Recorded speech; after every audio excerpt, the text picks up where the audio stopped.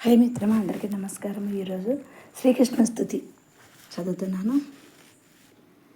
కస్తూరి తిలకం లలాట ఫలకే వక్షస్థలే కౌస్తుభ్యం నాసాగ్రే నవమౌక్తికం కరతలే వేణుం కరే కంకణం సర్వాంగే హరిచందనంచ కలయన్ కంఠే చ ముక్తావళి గోపస్త్రీ పరివేష్టితో